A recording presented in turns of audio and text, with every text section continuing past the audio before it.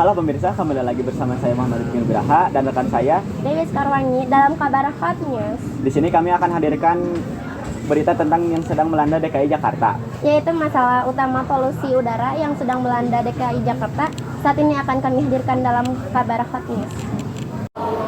Beginilah kondisi Jakarta sejak beberapa bulan lalu. Polusi udara nampak menyelimuti langit ibu kota yang berdampak buruk bagi kesehatan jutaan warga Jakarta dan sekitarnya. Angka pencemaran di atas 151 dapat menyebabkan gangguan kesehatan bagi setiap orang, terutama bagi mereka yang memiliki masalah pernapasan seperti asma dan anak-anak yang disarankan untuk tidak berada di luar ruangan untuk waktu yang lama.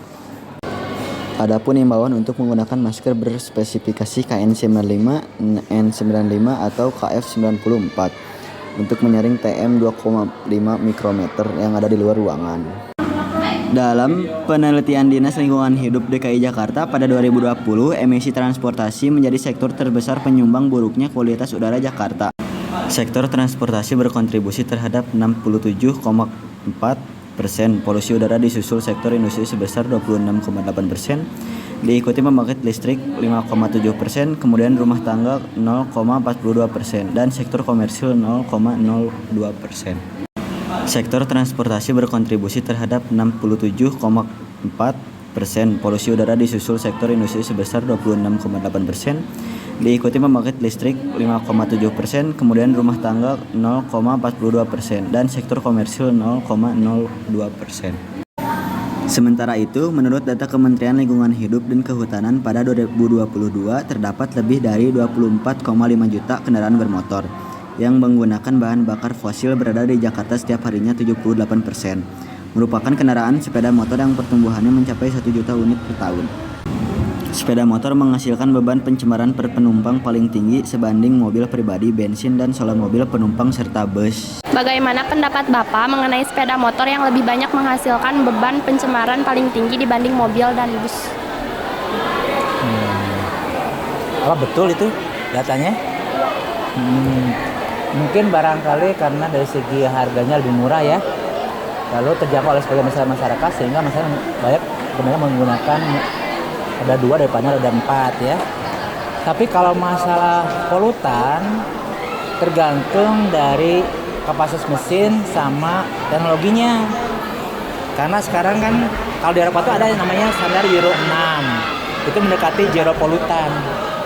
Ya, kalau kita kan masih Euro 3. Ini memang perlu ada ikhtiar dari pemerintah supaya peningkatan teknologinya itu bisa mendekati Euro 6. Yang kedua, mamanya menggunakan tetap lain, yaitu menggunakan motor listrik. Itu karena itu jelas zero polutan. Barangkali itu solusi yang terbaik. Bahkan sekarang pemerintah kalau nggak salah ada subsidi ya untuk mulai motor listrik sekitar 7 juta per sepeda motor. Jadi ya memang harus dirubah mindsetnya dari penggunaan yang menggunakan bahan bakar fosil sampai bertahap hybrid, lalu nanti yang terakhir penggunaan bahan bakar tenaga listrik. Iya. Terima kasih Pak. Sama-sama.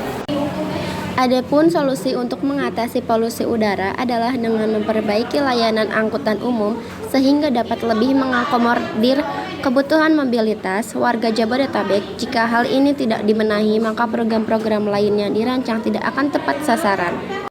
Sistem transportasi terbaik di Indonesia saat ini memang terdapat di wilayah Jakarta. Namun kondisi beberapa sarana seperti KRL diperlukan masyarakat karena terlalu padat. Hal inilah yang mendorong sebagian masyarakat untuk tidak menggunakan transportasi umum dan memilih menggunakan kendaraan pribadi. Seperti menggunakan kendaraan pribadi juga menjadi pertimbangan. Sebagai pengendara sepeda motor, kenapa sih saat ini masyarakat lebih senang menggunakan sepeda motor dibanding transportasi lain yang tidak menyebabkan pencemaran polusi udara? Kenapa masyarakat lebih memilih kendaraan pribadi daripada transportasi umum?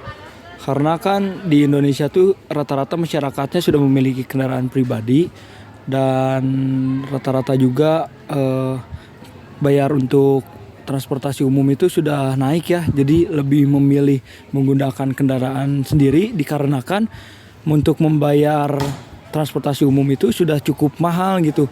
Sangat pesat naiknya dikarenakan BBM naik kan. Jadi lebih memilih mengisi BBM kendaraan pribadi daripada harus membayar transportasi umum. Jadi begitu. Jaringan sistem umum yang menghubungkan DKI Jakarta dengan kota-kota penyangganya memang terus bertambah, namun tidak dapat memenuhi kebutuhan mobilitas sebagian besar pekerja yang setiap hari harus melakukan perjalanan dari wilayah Jabodetabek ke Jakarta.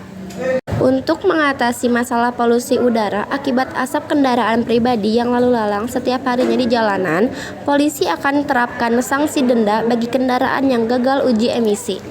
Nah, tanggapan Teteh mengenai aturan yang polisi terapkan mengenai tes uji emisi? Baik, agar menciptakan kualitas udara yang lebih baik dan mengurangi asap polusi kendaraan. Bagus juga untuk kesehatan paru-paru kita. Ya, sekian. Pengendara akan dikenakan sanksi Rp250.000 untuk sepeda motor dan Rp500.000 untuk kendaraan roda 4. Adapun hal ini diharap dapat meningkatkan kesadaran pengguna kendaraan pribadi di Jakarta untuk meminimalisir polusi udara yang mereka sebabkan. Iya Rifki, bisa kita lihat bahwa penyebab utama dari polusi udara yang melanda DKI Jakarta saat ini disebabkan oleh banyaknya penggunaan transportasi kendaraan pribadi. Ya betul Sekar, sebaiknya saat ini penduduk warga DKI Jakarta khususnya yang sering menggunakan transportasi pribadi agar bisa membatasi penggunaannya. Betul sekali, sebaiknya begitu Rizky. Baiklah pemirsa, hanya sekian yang dapat kami sampaikan. Saya Dewi Sekarwangi. Dan saya Muhammad Rifki Nugraha. Kami pamit undur diri dalam kabar Hot News.